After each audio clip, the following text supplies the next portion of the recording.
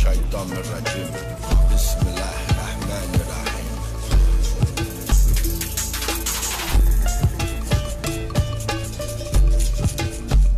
Yala Habibi, Salam Aleikum Podcast já está no ar com mais um episódio super instigante para você, certo? Eu sou Sharif Shabazz, se você acompanha esse projeto, você já me conhece, certo? Rapper, ator e agora podcaster também. Para você apoiar esse programa é muito simples. Essa iniciativa que visa desmistificar e quebrar preconceitos e estigmas em relação ao Islã para o brasileiro, certo? Para que ele conheça os aspectos culturais e espirituais da religião e se desfaça aí de alguns preconceitos pré-fabricados pelos veículos de mídia e etc e tal. Você pode apoiar esse projeto das mais diversas formas. Uma delas é se inscrevendo no nosso canal, compartilhando os nossos conteúdos com amigos e familiares, certo? Outra forma de você fazer contribuições também é com a contribuição financeira. O Pix aparece afixado aqui na sua tela durante o episódio diversas vezes, certo? Através do qual você pode fazer doações. Pessoa física, pessoa jurídica. Estamos abertos também a conversas do business, né? Massari, precisa também, né? Importante. É o cafezinho. Inclusive, muito gentilmente, nosso irmão da nossa comunidade, o irmão Jihad, um palestino, a quem saúdo, assalamu alaikum, nos disponibilizou alguns quitutes árabes aqui, gentilmente, do seu restaurante, certo? O Falafel, conheçam o Falafel, fica ali na Rua Safira 293, da Aclimação. Sheikh Jihad, muito obrigado, certo? Jazakallah khair. É isso, vamos apresentar os convidados do episódio de hoje. Ele que é um muçulmano revertido, brasileiro, sem ascendência árabe, mestre de cerimônia, roteirista, tá aí na cultura hip hop desde 98, nascido na capital paulista, mais precisamente na Zona Leste, cresceu ali no centro de São Paulo, Bela Vista, um reduto também do samba e da cultura hip hop, certo? Cultura negra de São Paulo. E foi lá que integrou o coletivo Boca do Lixo, formado por vários MCs e ativistas da cultura hip hop. Criolo participou, inclusive, dessa posse, né? Participou. Muito legal. Fantom, Indião, vários outros também, né, não? A quem saúdo também, meus irmãos do rap aí, aquele salve, certo? E da hora demais, abraçou o Islã em 2012. Da hora, Habibi. E daí pra frente, tudo mudou. Tô falando de Lucas de la Rua. Muito obrigado pela presença, meu irmão. Salam aleikum, obrigado, eu que agradeço e espero colaborar com essa conversa. Já tá colaborando. Aleikum salam, rahmatullahi wa barakatuh, seja bem-vindo. Sua presença muito nos honra. Também hoje teremos, nesse episódio que eu prometi que seria bastante instigante, um tema que eu particularmente gosto bastante, estava ansioso por esse momento. Ela que possui graduação em Ciências Sociais pela PUC São Paulo, licenciatura em Ciências Sociais pela PUC São Paulo, mestrado em Artes pelo Instituto de Artes da Unicamp, graduada em Pedagogia pela Uninove, licenciatura em História pela Universidade Metropolitana de Santos, atualmente professora de Filosofia, Sociologia, História da Rede Particular de Educação Básica, certo? Tem experiência na área da Antropologia, Educação, tendo atuado no Ensino Fundamental 1 e 2 e no Ensino Médio. Sua linha de pesquisa tem ênfase em Antropologia da Performance, atuando principalmente nos seguintes temas: Islã, Hip Hop, Periferia, Antropologia da Performance. Quem é ela? Bianca Tomasi. Muito obrigado por ter aceitado o nosso convite e muito gentilmente ter comparecido aos estúdios do Salam Aleikum. Imagina, é um privilégio meu, agradeço bastante por estar aqui, né? E como você sabe, né? Tava te buscando aí fazia um tempo, né? Então, pra mim é uma honra. Principalmente porque depois, né? Que a gente tava conversando do Galo e tudo mais, eu sinto que eu tô aqui com gente que faz história. Então, isso para mim é muito, muito bacana, né? Então, eu como pesquiso e vejo, assim, a história sendo escrita por nós, é muito bacana ver que não são só sujeitos sociais, são agentes que agem, né? No sentido de agir. Então, é isso. Então, para mim é um prazer. Interessante a gente observar essa coisa do... O Islã, ele requer que o muçulmano creia em destino, né? Sim. Você tentou me entrevistar e não conseguiu, e hoje eu tô te entrevistando. Olha só, tá vendo? Tem nisso a caminho daqui. Verdade. Muito interessante, né? Nunca imaginei. Surpresas agradáveis. Menos eu menos ainda, é verdade. Bom, eu acho que inclusive a gente poderia falar, até para dar contexto para nossa audiência, a Bianca Tomasi tentou me entrevistar em razão de um trabalho que ela estava desenvolvendo. Vamos falar desse trabalho? Bora. Salam Aleikum Favela. O que é o Salam Aleikum Favela? Então, esse foi uma pesquisa, né, que eu fiz de mestrado, com orientação da professora Franci Rose, né, enfim. E foi uma pesquisa que surgiu a partir de um curso que eu fiz com ela, né, de Antropologia do Islã. E numa dessas, eu conversando com uma professora, ela comenta, né, que tinha um rapaz na Cooperifa que fazia o sarau e participava de sarais, etc. E se dizia muçulmano. Acredito que seja você, né? Provavelmente. Exato, pois é. E aí, comentei isso com a Franci Rose, e a Franci Rose, pô, mas que bacana, que legal. Até então, a gente não tinha, porque as pesquisas no Islã, elas agora têm uma grande repercussão, acho que maior visibilidade, mas a Franci Rose, ela está entre as primeiras pesquisadoras, eu acredito, de grande visibilidade. Né? Então, não tinha esse estudo sobre o islamismo em periferia. Né? Então, a gente tinha estudo do Islã, sei lá, na mídia, a questão da fotografia, né? Enfim, tinha da reversão, né? Tinham vários nichos, assim como ainda tem, né? Ainda bem, né? E a Franci Rose, ela lidera um grupo de pesquisa do islamismo que é muito interessante também. Mas, enfim, aí ela faz o convite para elaborar um projeto de mestrado sobre isso, né? Eu confesso que sem fé, né? Deu certo, assim, hoje eu falei assim, vou fazer porque, não sei se vai dar certo. Tinha, e parece que era uma vaga pra mim e pra mais uma garota, né, que era a Kellen, né, a Kellen Pessuto, que ela escreveu, né, formada em cinema, fala sobre cinema iraniano, aí mais uma dica pra, se um dia você quiser convidar aí alguém legal pra falar sobre cinema iraniano. Precisamos trocar contatos, hein? Tá vendo, pô? Não, a Kellen é muito, e ela me ajudou muito na elaboração do meu projeto, mesmo a generosidade da menina, porque era uma vaga. Ela estava ajudando a concorrente dela. No final das contas, abriram 2 vagas aí, sabe-se por quê, né? E ela me ajudou, né, na elaboração do meu projeto. E aí nós 2 entramos no mestrado. Logo em seguida, aí a gente deu início, né, a essa pesquisa de como que estava o Islã na periferia, né? E aí, como vocês já sabem, para mim, enquanto, né, mulher branca, classe média, assim, não foi tão fácil logo de cara, né? O primeiro capítulo do seu trabalho é intitulado Dos Primeiros aos Últimos Poetas, certo? Certo. Últimos Poetas fazendo referência ao Last Poets, que é considerado como, em termos de gênero, seria o spoken word. Isso. Né? Que é basicamente a poesia, né? O canto falado, né? Então, essa forma peculiar que é similar ao rap, como nós conhecemos, né? Na sua forma de dispor as palavras e fazer dela a base da coisa, né? É interessante que o rap, ele inverte a lógica de alguns outros segmentos musicais. A palavra é o carro-chefe, por assim dizer, né? Então, a palavra desempenha muitas vezes um papel superior à própria questão musical em si, né? Ao background, vamos dizer assim, musical, né? E o Last Poets é um grupo de outra época, dos anos 60, né? Anterior ao rap, né? Ao surgimento do que nós viríamos a conhecer como hip hop, como conhecemos hoje. E eles têm na formação da própria banda alguns muçulmanos, né? E eles são também muito conhecidos por terem uma mensagem considerada a mensagem consciente, né? Voltada para as questões raciais, políticas e espirituais. Nos parece um tanto quanto distante essa realidade norte-americana, da era das revoluções da década de 60, aquela coisa engajada dos Panteras Negras, da Nation of Islam, que despontou muito direitos ali, civis, né? da luta pelos direitos civis, né? Todo o movimento Black Power. E o Brasil, talvez num primeiro momento, se a gente tentar buscar uma analogia, nos parece uma coisa distante. No entanto, quando a gente se aprofunda, como foi o seu caso, a gente começa a perceber que estamos todos na América, né? E essas similaridades, elas também podem ser observadas aqui. E eu acho que, pelo que eu consegui ler da sua pesquisa, isso parece ter te instigado, né? A buscar esse caminho, né?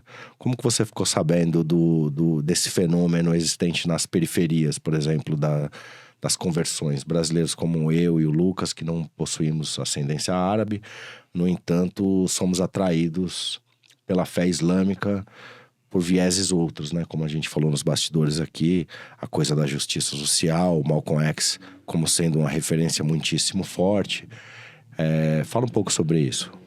Então, como eu falei a princípio, né? Tudo acho que iniciou quando o curso da Franci Rose, Antropologia do Islã, me tocou ao ponto de que no curso que eu fazia de licenciatura em Sociologia, eu levava aquilo que eu tinha aprendido para lá. Então eu sempre fui uma pessoa meio chatinha que gostava de pentelhar o professor. Hoje, enquanto professora, eu, sim, lamento pelos meus professores, mas enfim, eu era a pessoa chata que terminava a aula, ia lá, pentelhava lá o professor querendo saber mais. E querendo também falar um pouquinho do que eu estava recém-descobrindo no curso da Franci Rose, comentando com a professora Conceição Cabrini, né, que dava o curso de licenciatura de Sociologia na PUC São Paulo, né? Ela comentou que havia um rapaz que ela tinha sabido aí que frequentava saraus na periferia e que era muçulmano. E aí eu fui fazer a fofoca lá, né? Então eu cheguei lá na França, fui leve trás, fui fazendo a fofoca aí. E ela falou, poxa, mas que interessante, que bacana, por que não vai atrás disso também? E eu falei, é verdade, pô, isso é uma coisa que não foi muito estudada, que não temos muitos elementos, né, acadêmicos sobre isso, né? E aí que eu dei, assim, de pesquisar, né? Comecei a buscar vocês, assim, nas mesquitas, primeiramente. Não encontrei, né, aquela coisa que a gente já estava falando, porque não era o espaço que vocês frequentavam. Acredito que nem se eu tivesse podido me aprofundar um pouquinho mais, ou seja, por questão de tempo, ou recursos, às vezes, emocionais da vida que levam a gente, enfim. Que são, às vezes, limitados. Mas poderia ter encontrado vocês, talvez, em outros eventos. Talvez eu estava procurando vocês no lugar errado, né? Não sei. Mas, primeiramente, o que me intrigou foi como que vocês conseguiam conciliar o hip hop e o Islã. Porque eu tinha dois estereótipos na minha cabeça. Um estereótipo de islamismo e um estereótipo de periférico, né? De cultura urbana, né? Perfeito. Porque eu estava alheia aos dois assuntos, né? Sim.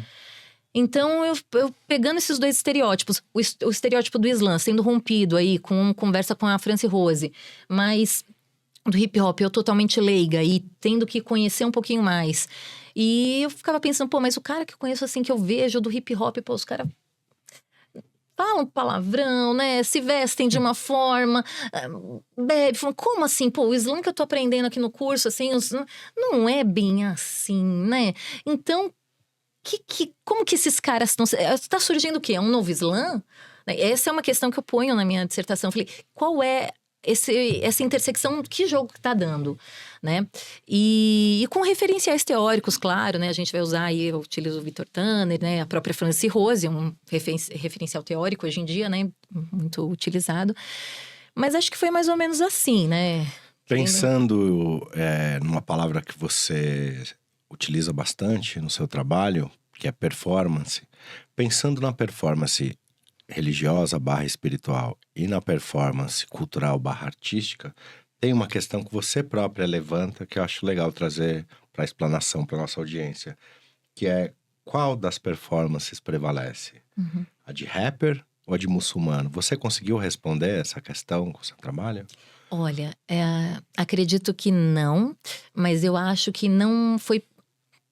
Não ao longo da minha pesquisa, eu percebi que isso não era o pertinente. Eu acho que o principal que eu senti conversando, né, como a gente falou com o Kaab, sentindo aí os poucos, o Nerê, conversando com quem eu conheci que participava do movimento hip hop, o importante era conciliar a sua fé com a sua prática política, ideológica. Isso era o que deveria prevalecer. Não é nem só o rap, nem só o Islã, mas eu percebi um grande esforço em conciliar os dois, a postura do adepto aí, do integrante do hip hop muçulmano não é a mesma, nitidamente não é a mesma do que não é muçulmano. Então, assim, tem aí uma readequação. Isso para mim foi nítido, né? Também eu senti, às vezes, um receio, um constrangimento de tipo, como eu me reverti há pouco tempo, eu tenho receio de estar mostrando que eu tô fazendo alguma coisa errada e aí o pessoal vai me julgar. Então, eu percebia bastante isso. Mas eu vi muita honestidade, sinceridade, assim, no amor pelo Islã. Né? Então, eu percebi, alguns chegaram a me relatar, falaram, eu não quero parecer que eu tô fantasiado, né, de muçulmano. Não quero, né? de árabe. Não quero... parecer aí que o Islã é alguma coisa passageira para mim. Modismo. Né? Modismo, exatamente. Né? Como a gente teve as meninas que a gente falou lá do clone e tudo mais. Mas e tudo essas questões, elas me intrigavam de fato. Agora, qual prevaleceu? Eu acho que o do Islã, né? A gente tá aqui, afinal, agora pensando assim, me veio aqui a cabeça, falei, bom, a gente tá num podcast chamado Salam Aleikum, né? É porque eu entendo, assim, essa analogia como o hip hop e o Islã nessa disputa, vamos dizer assim, em ser muçulmano e ser um adepto da cultura hip hop, é que o hip hop e a similaridade que tem com o Islã é que te dá o senso de irmandade, né?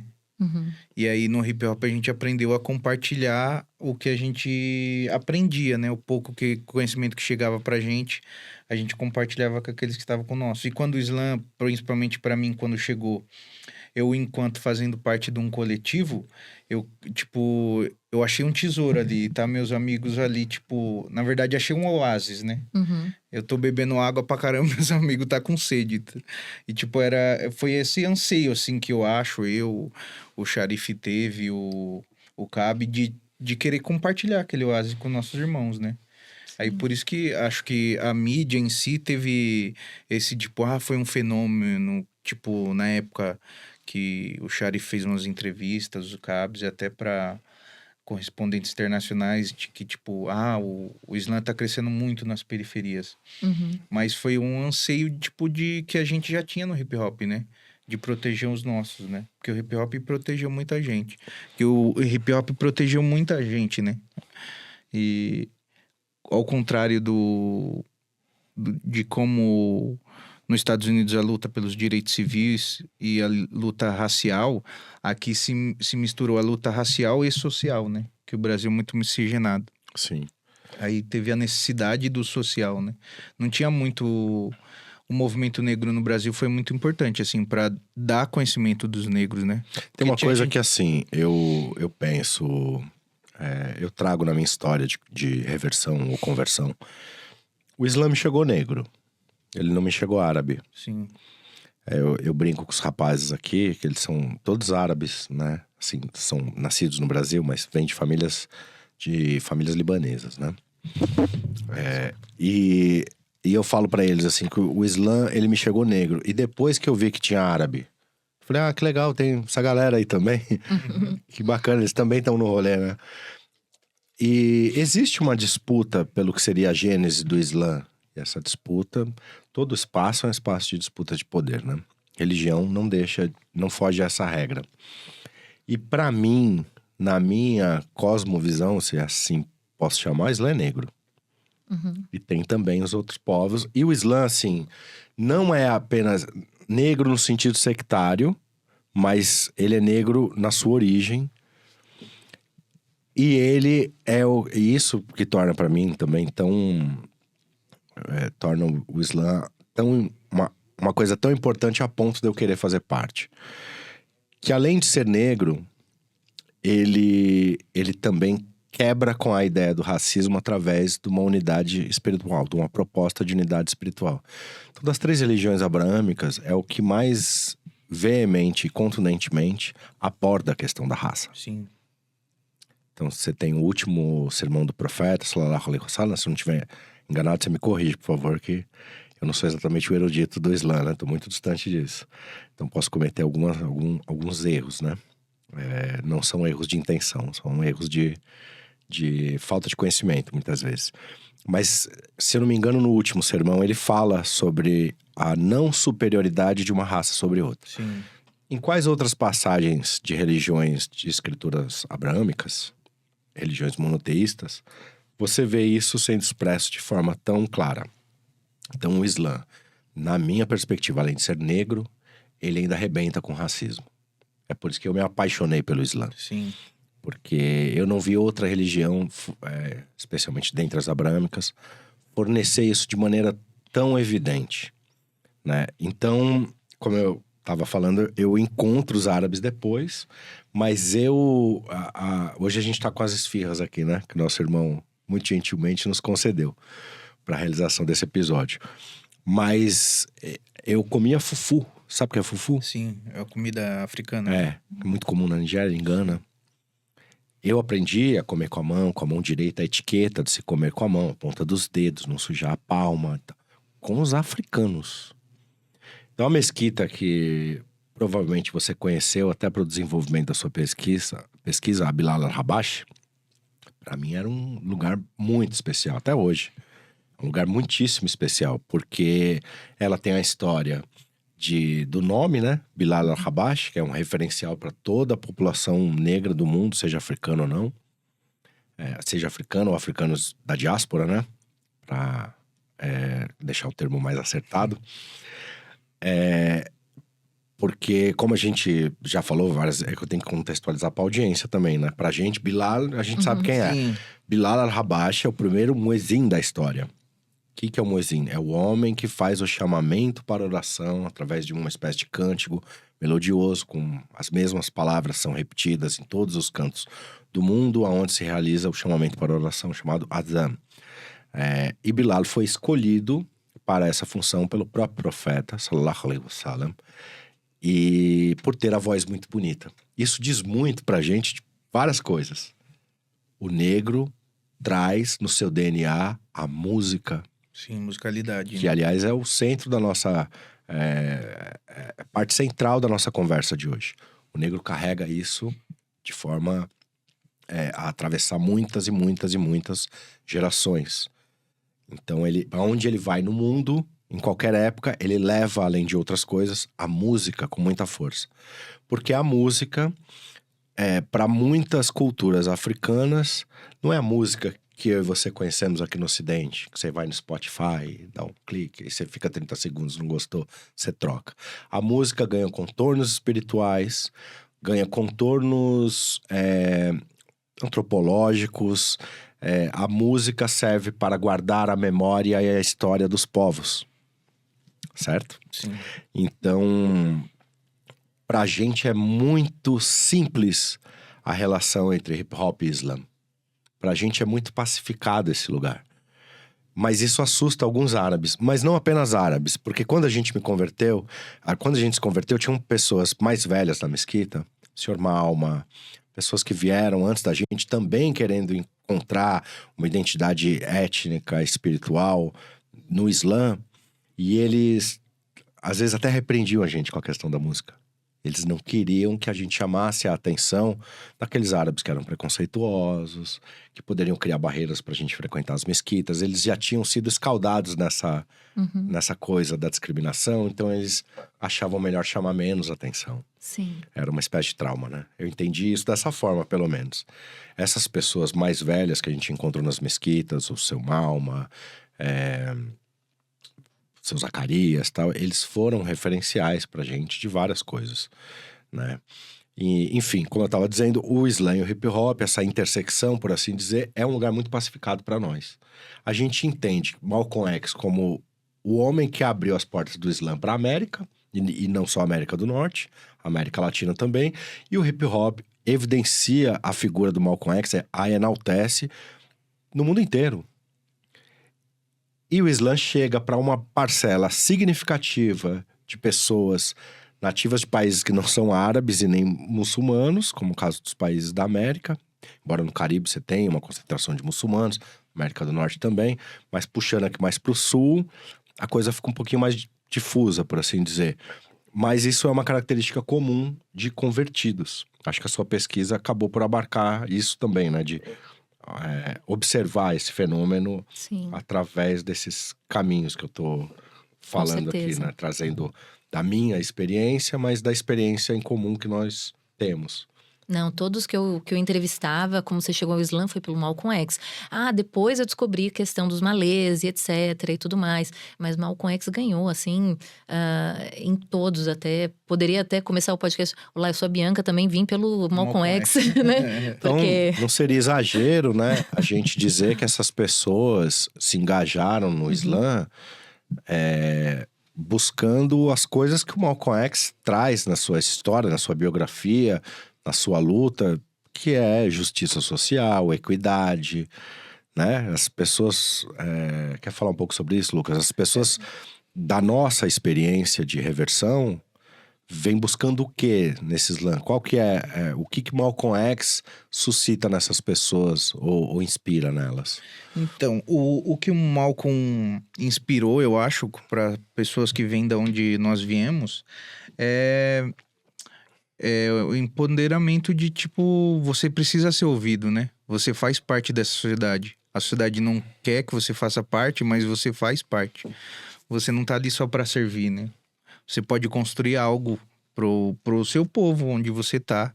Se eles não te querem, você se junta e constrói algo. Então, o Islã, ele aparece pra gente como a religião do perseguido, né? Sim. Então, assim, as histórias que a gente tem... Por exemplo, a história de Ismael pra gente. A história de Ismael é que Ismael é filho de Agar, Agar é egípcia, ou seja, ela é negra. Ela é expulsa da casa de Abraão pela esposa dele. E então isso como é que fala? É uma expulsão, né? Uhum. Ela vaga pelo deserto e o próprio Deus se assegura de que ela não morre, de que a descendência dela não morre. E ali tem uma promessa, né? Divina, que farei desta também uma grande nação. Isso, inclusive, está na própria Bíblia. Então, o Islã, a gente ressignifica todas essas passagens, como o filho da negra, Uhum. que foi expulsa, que foi obrigada a andar no deserto sozinha, mas que Deus não deixou morrer, né? Aí, tipo, vigia os ricos, mas ama os que vêm do gueto. Então, a gente faz... As ligações pra gente são muito claras nesse aspecto. O Islã nasce pra gente de um sentimento de sermos perseguidos, de sermos minorizados dentro da sociedade brasileira, de não enxergar as nossas perspectivas num sistema que não foi projetado para o nosso triunfo. Então, enquanto jovens já engajados em movimentos culturais e sociais, a gente começa a se referenciar naqueles que, ao longo da história, lutaram contra o status quo. Lutaram contra a condição de serem subalternizados. Então, a gente começa a ler sobre Palmares. E, de repente, a gente esbarra numa história que é a Revolta dos Malês. A Revolta dos Malês, ela é muitíssimo minimizada, como na sua pesquisa também fica evidente. Em livros didáticos é muito pouco que a gente acha. E mesmo nas pesquisas acadêmicas existe são raras tem muita discrepância com o que foi real, né? Tem muita discrepância, tem gente que leva mais para um lado onde tira deixa de evidenciar a participação islâmica, quase como se fosse A ali... palavra mesmo já como revolta dos malês já é uma discrepância Um amigo enorme. falou isso para mim, ele falou que... Foi uma revolução, na foi verdade. uma revolução. E aí também colocar aquilo como só uma rebelião é também tornar menor o fato, né? Deixar medíocre uma coisa que serviu para até a Lei Áurea, né? Você Depois. sabia que eles tinham perspectiva de fundar um estado muçulmano? Sim, na Bahia tinha até Era nome. para ser um califado. Tinha nome já. A Bahia Bem. poderia ter sido um califado negro islâmico. Talvez não faria parte da República Federativa do Brasil. Já pensou nisso? O plano dos imames da época e dos outros membros da Revolução era muito claramente reproduzir um califado africano aos moldes do que eles conheciam da África. Sim. Porque haviam africanos na revolta. Então, quando a gente esbarra nessas histórias, elas elas convergem com aquilo que a gente já estava buscando. Então, é como se a gente fosse se completar política e ideologicamente com a parte espiritual. Uhum. E você falando tudo isso, assim, falando dos malês, tudo me lembrou que eles andavam com patuá, né? Que era uma reza e tudo mais. E o pessoal abria e falava que aquilo era um arabesco, né? Isso aí que eu peguei, assim, por aí na minha dissertação, seria a questão de que, por exemplo, o arabesco atualmente tem uma conotação de uma caligrafia ruim, de uma coisa, um rabisco.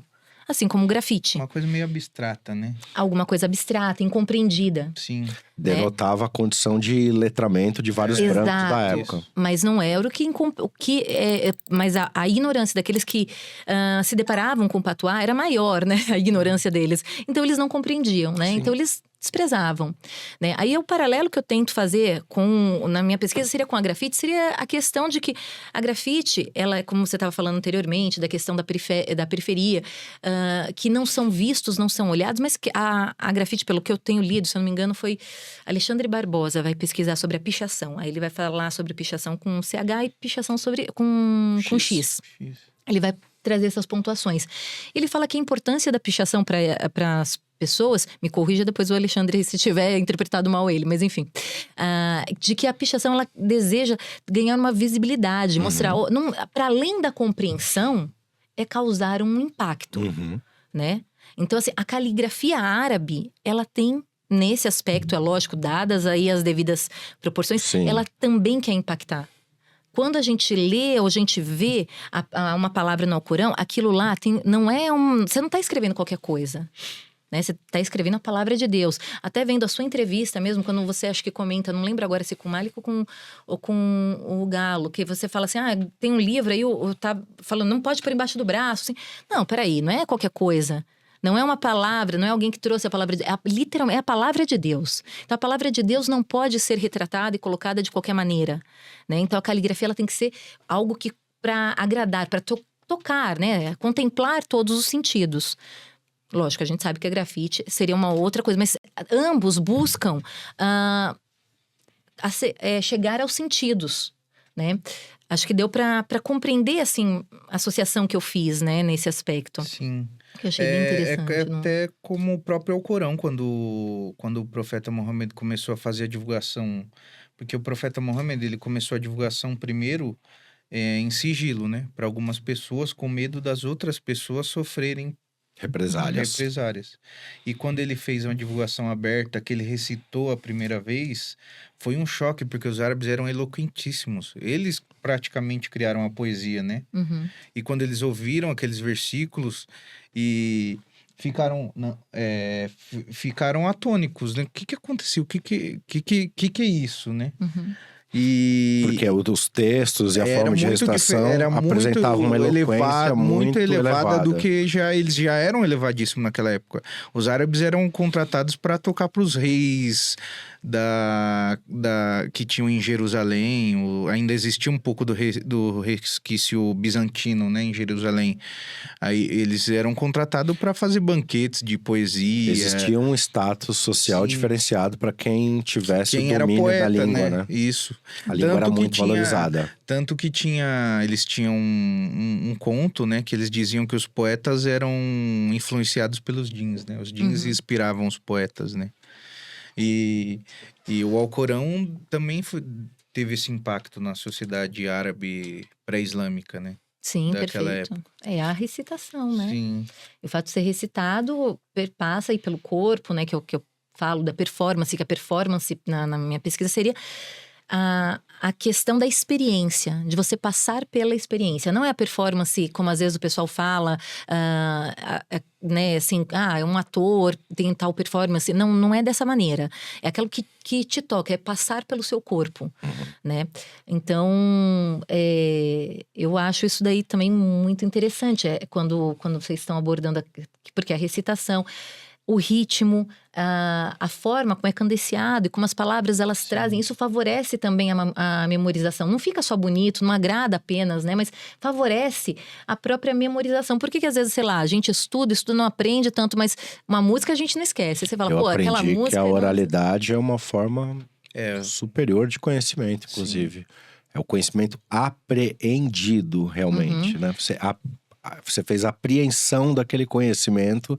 Por isso que fala que conhecimento ninguém rouba. Que aquilo passa a ser seu de uma forma... Se você tem, por exemplo, em diversas comunidades de culturas várias no continente africano, que tem a figura do Djeli, que é traduzido para uma corruptela do francês, talvez para griot, que é uma palavra que eu já entrou em desuso para mim depois que eu descobri que Djeli é uma palavra mais como adequada. Se fosse o bibliotecário O bibliotecário, isso é passado, da tribo, correntes orais de séculos e séculos e séculos. Por isso que teve um encaixe tão grande desse encontro do Islã com a África também. A gente falou disso nos bastidores, Sim. né? A África já possuía uma cultura oral milenar, fortíssima. Como os árabes já também tinham, né? Não, inclusive, se a gente for mapear os Hafis, o que é um Hafiz? Aquele que decorou todo o Alcorão.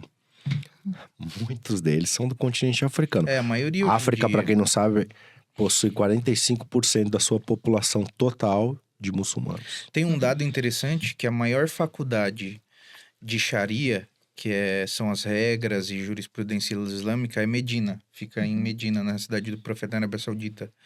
45% dos estudiosos são da África. São negros.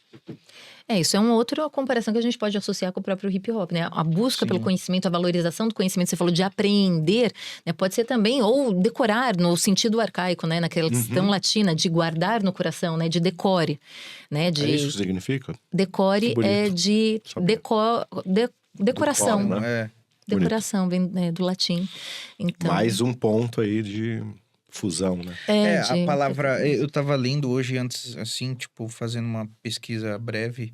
A palavra música tem origem árabe, né? Mas foi traduzida a primeira vez do grego. Quando os muçulmanos tiveram o primeiro contato com a Europa, com o conhecimento europeu, assim, dos gregos, de matemática e outras coisas, tinha um físico muçulmano que ele gostava muito de música. Aí ele foi para a Grécia só para pesquisar música. Isso acho que em 1230 da nossa era. E aí foi a primeira vez que ele traduziu a palavra música. A palavra música foi criada por um muçulmano, né?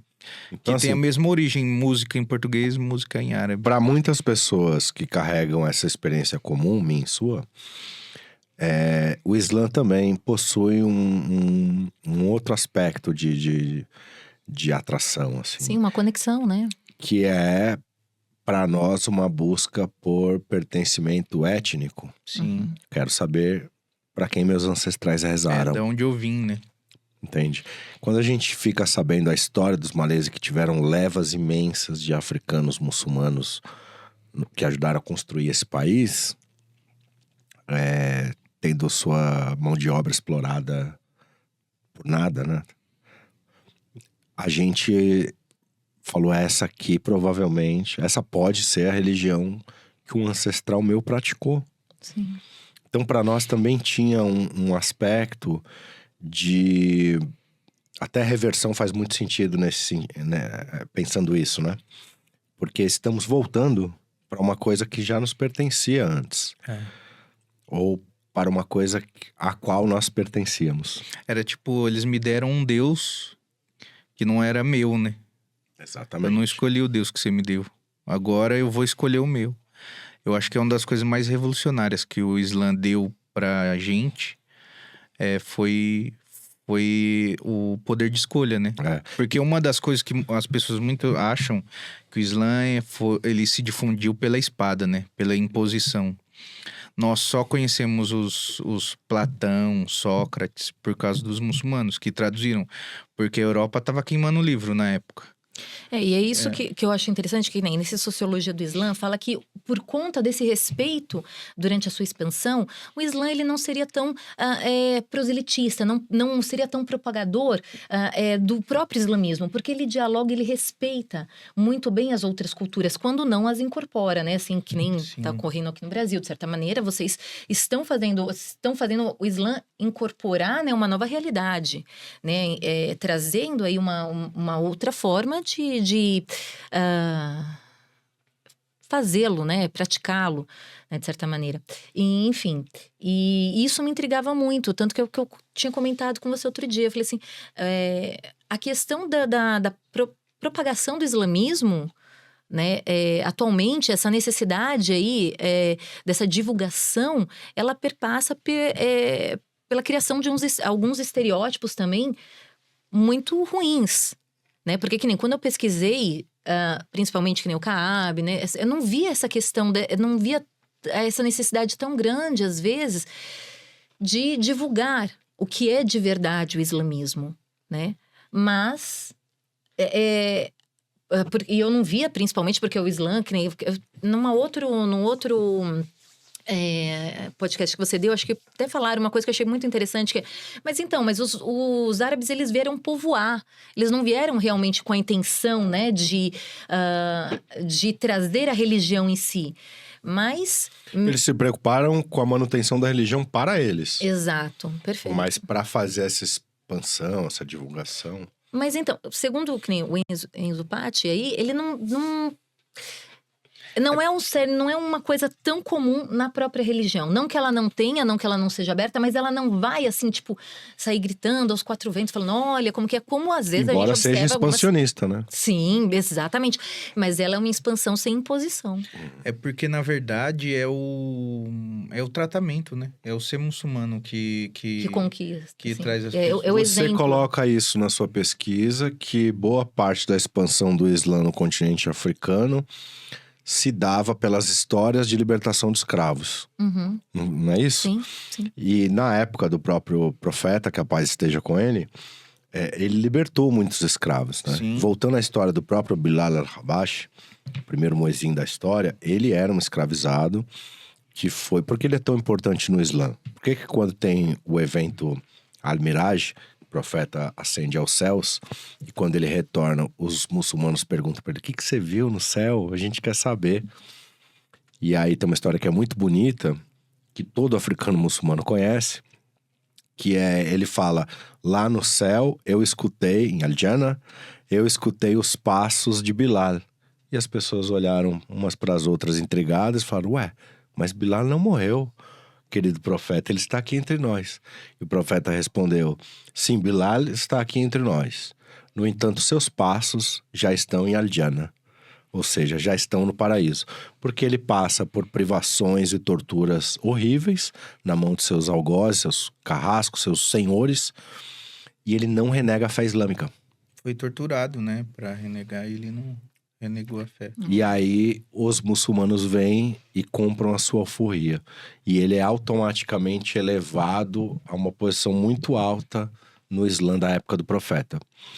Essa história de Bilal al-Habashi, ela é muito tocante para os africanos e negros em diáspora. E todas essas histórias, tanto as da época do profeta como depois da expansão, após sua morte, que tem a ver com libertação de escravos, tocam bastante as pessoas negras, especialmente da diáspora. Sim. Né? Então, quando eu disse que o Islã é negro, é porque tem uma outra perspectiva que a gente tem de que a religião... Aí, quando você vai evoluindo esse conceito, você tem que ir igual aquele foguete que ele vai se desfazendo, os componentes que não precisa mais, conforme ele vai avançando para outras esferas, ele vai deixando Sim. os componentes. A gente vai deixar a palavra religião em algum momento desse aprofundamento aqui, porque ela para de servir pra gente, e a gente começa a compreender a questão até uma palavra árabe, o din, né? A fé, né? A fé. Então a fé no monoteísmo, na unicidade, faz com que a gente compreenda que o Deus, o Alá que a gente fala é o cosmos. É tudo isso que é perfeito, a semente que germina, igual o Kylie J falou aqui outro dia, o vento no seu rosto, tudo isso é Alá. Não é um homem, não é mulher, não é preto, não é branco, não é americano, não é árabe, não é brasileiro. É o cosmos, é o tempo. O que é interessante é que não limita a Deus, né? Porque Exato, quando a gente ele o traz expande, né? a gente Ele é o limita. próprio universo, e o universo está em expansão. A própria Foi provado. doutrina incentiva que você não tente saber quem é Deus, né? Porque é demais pro nosso... Então, assim, o pra que é o nosso- Islã? O Islã é uma palavra que deriva de outras, que Sim. tem a ver com a submissão. Muslim é aquele que é submisso à vontade de Alá. E através dessa perspectiva, tudo que é perfeito é muslim, né? O pássaro tem... Como é que ele sabe fazer aquele ninhozinho? Isso é muçulmano. Ele é submisso à vontade de Deus. Como que ele recebeu esse drive? Como que ele tem esse chip? Como que ele sabe? É um pássaro, não tem mão. Sim. A gente tem as mãos, tem o polegar, o opositor, ele faz um ninho. Ele, igual como ele sabe o momento de quando tem procurar que uma migrar, parceira, né? quando tem que migrar. Ele acorda de manhã, não é igual você que você sabe onde você vai tomar café. Ele não sabe onde vai comer, mas Sim. ele come. Sim. Então, isso pra gente é o Islã. E se a gente pegar o Islã, ele é anterior, por ser atemporal, ele é anterior à história da humanidade. E se a gente pegar o começo da história da humanidade, as pessoas eram o quê? Pretas. Quem são os profetas que a gente tem no monoteísmo? Eles são hebreus. O que os hebreus eram? Pretos. O que Moisés era, Lucas? Preto. Isso é um consenso no Islã. Jesus, preto. Foi se esconder no Egito. Difícil esconder no Egito da época uma pessoa com a cutis da Bianca Tomassi. Concorda? Sim. Então por que foi se esconder no Egito? E foram se esconder entre os populares. Poxa, vai esconder o sueco no meio da Nigéria? Difícil, né? Não é um lugar muito bom para esconder Ainda uma mais pessoa com essas tinha filtro características. solar, né? Exato. Então, assim, quando eu falo Islã é negro, eu quero dizer isso. O Islã é negro, mas obviamente também que pela expansão e pela própria mensagem, ele não é negro no sentido sectário. Ele é negro, ele é indiano, ele é árabe. Mas para mim, sempre foi pacificado esse lugar de Islã negro. Como a religião natural do ser humano. Abandonando a palavra religião, que ela é de uma tradição linguística latina. É religare. Não existe necessidade de religação para aquilo que nunca foi desligado. Sempre estivemos ligados a isso. Você pode ser ateu. O muçulmano não acredita nisso? Todo mundo é muçulmano. Teve... Tudo no universo é muçulmano, porque o movimento da translação, a maré, tudo isso aí obedece a uma ordem divina, superior, que não é humana. Não é um homem que faz isso, que ele acende uma lâmpada e faz o sol brilhar. A Terra não é plana, né? A Terra não é plana. Então, essa confluência perfeita dos astros, dos elementos da natureza, tudo isso, a serviço, inclusive, dos seres humanos, como as escrituras alcorânicas revelam. Isso pra gente é Islã. Não uma coisa que começou no ano 600 e bolinha depois de Cristo. O Islã pra gente com essa compreensão maior. Lógico, você tem a história. Uma coisa que precisa ser tem a passada mensagem, pra né? academia, ela vai ter que ser tangível, né? Então, você vai lá e faz a linha cronológica como a história registra. No entanto, falando em compreensão espiritual, o Islã pra gente é uma coisa muito maior. O Alá pra gente é uma coisa muito maior. Sim. Então, é da onde eu tiro o dito de que o Islã é negro. É que, tipo, as leis foram sendo atualizadas, na verdade, né? Que a gente acredita para cada povo, Allah enviou um profeta, né? E a mensagem veio sendo atualizada, né? Teve a mensagem, tipo, que é conhecido, assim. Veio a Torá. Aí depois veio Jesus. Depois, o profeta Muhammad. O Corão, a última mensagem. Foram atualizações, né? Sim. E que são pertinentes, assim. E o Islã, voltando àquilo, o Islã, ele não oprime a cultura do povo, né? Por isso que o Islã é multicultural, né? Se você for na Malásia, ou até a vestimenta é diferente. Os homens, né, usam uma espécie de um kilt, né? Bem parecido, assim. As mulheres, o hijab é diferente. Mas a forma de adorar a Deus é a mesma. As palavras são as mesmas, o né? Corão é imutável, né? E aí, avançando até na sua pesquisa, a gente tem um tópico aqui dentro desse Tem Coragem. Islã e hip hop, 2 pontos, culturas estigmatizadas. Esse seria, eu falei da religião do perseguido. Esse seria um outro ponto de interesse. Hibridismo ou fusão? Exatamente. Eu, inclusive, utilizo bastante a palavra. Isso seria, né? Stuart Hall, ele vai trabalhar com essa questão aí da intersecção e do hibridismo, né? Que a gente aborda, né? Então, é justamente isso. São as duas tão marginalizadas, de certa maneira. Quando eu estudei o Islã, ele era extremamente marginalizado, né? Eu acredito que a Frances Rose ainda pegou o auge disso, né? Porque 2001, né? exato, ela conseguiu pegar esse auge. Mas eu peguei também alguns resultados, né? Eu lembro de uma vez andar pelo Brás com algumas muçulmanas descendentes de árabe, e elas estavam, por exemplo, sei lá, falando em árabe, e por isso as pessoas deduziam que elas não falavam ou não compreendiam português. E não só falavam palavras ofensivas, aquelas das quais a gente já tá cansado de saber, mas assim, chegava ao ponto da gente entrar numa loja e você tá na cara ali, ó, o preço da roupa é R$30. Ah, não, mas peraí, não, vamos, é árabe, tem dinheiro, tem grana, isso aqui, vamos por uma graninha a mais, né, assim, então aí você via lá, tava, sei lá, R$30, não, 35 pra cima, sei lá, enfim, falava outros valores. Já passei por isso andando com roupa árabe. É mesmo? Várias vezes. Putz, Acho muito engraçado. gente. A minha esposa usa hijab, né? Aí minha esposa fala, vai você, porque pra mim é mais caro. E é real, né? E pior que é real, né? Então, assim, a gente tem esse estigma, o Islã é estigmatizado. A proposta, né, do podcast é justamente trazer, né, romper o senso comum, né, acerca do Islã, assim como o próprio hip hop, né? Quando eu pesquisava, teve alguém que eu entrevistei que eu lembro que a mãe falava assim, não, mas o hip hop, o rap só fala de violência, só fala de coisa ruim, não sei o quê. E o filho tentando explicar, fala, não, mas pera lá, não, eu tô falando da realidade. O hip hop, ele tá... e o rap, com as letras que abordam, sim, uma realidade violenta, eles buscam o contrário. É tirar a pessoa é trazer um senso crítico sobre isso, né? Então, assim, tem dois estigmas negativos em cima, tanto do Islã quanto, né, do hip hop, do rap. Isso é muito nítido, né? E ambos buscam aí trazer um outro olhar, né, para si mesmos, né? O Islã não quer ficar com esse estereótipo, seja de homem-bomba, de mulher que a gente tá sempre falando, Essa que a gente sabe. Caricatura, assim, né? Com essa Do caricatura. rapper violento e do muçulmano machista, terrorista, Esse estereótipo é tão forte. extremista. Me veio à cabeça até uma coisa que eu nunca comentei com ninguém. Eu tive um colega quando eu estudava no colégio que se chamava Mohamed.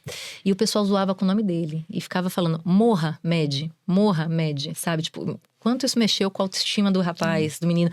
Isso foi 2001, mais ou menos. Estava no segundo ano do ensino médio, né? Então, assim, é um estigma muito forte que agride muito, né? Então... Ó, você lembrando disso aí, eu queria deixar aqui um dado. O nome do profeta é Mohammed e Maomé é ofensivo pra gente. Chamar o profeta de Maomé é ofensivo. Existe uma grande Porque resistência por latinizar os nomes. Não, e a origem de Maomé é quando os muçulmanos chegaram à Europa, existiam ainda crenças pagãs. Certo. Tinha um demônio de umas crenças pagãs que era Baphomet. E os muçulmanos barbudos, né? E esse Baphomet, ele é descrito como um bode com barba. Uhum. E Maomé tem a origem disso. Bem na Península Ibérica ali. O Baphomet, acho que eu... E Maomé, gente, não é pejorativo. E, por favor, o nome do profeta é Mohammed, que a paz seja com ele. Sallallahu alaihi wasallam. Aproximações entre a religião e o movimento hip hop. Acho que a gente falou bastante, né? Sobre isso.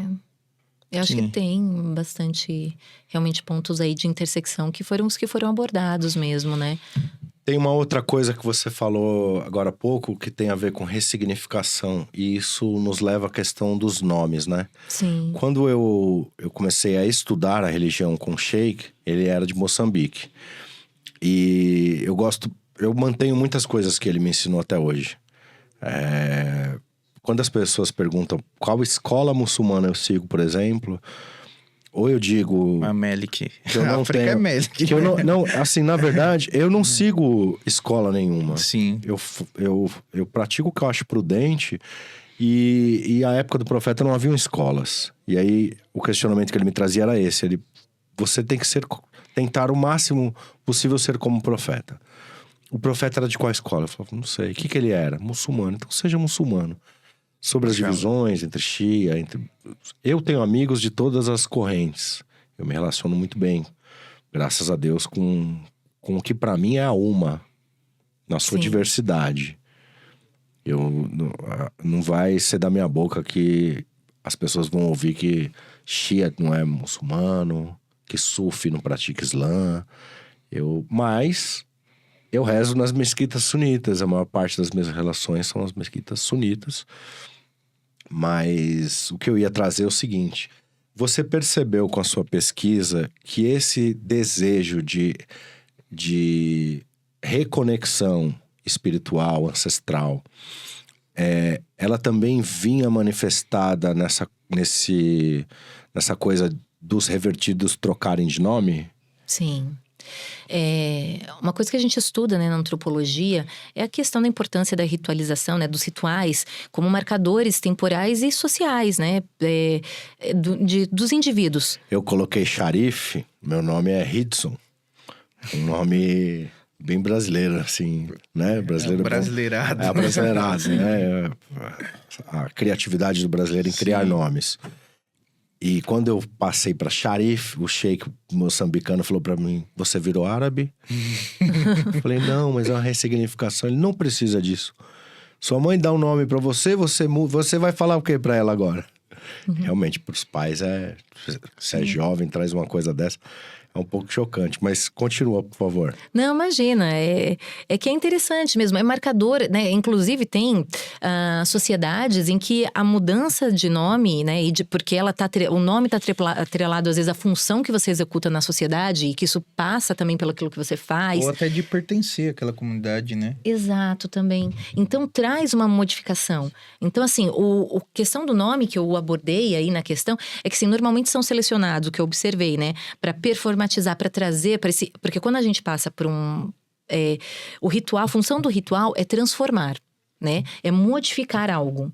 Então, essa transformação, no caso aí da mudança de nome, ela traria aí algo que lhe falta, algo que você quer atingir, no caso, na minha observação. Você não vai escolher um nome do qual não seja alguma coisa agradável para você, né? Então, tem um porquê desse nome, para remeter ou te lembrar, né, de alguns valores que para você são valores nobres, elevados. Então, a questão da performance, na questão do nome, os aspectos que eu abordei, os dados que eu encontrei, estão associados a esse.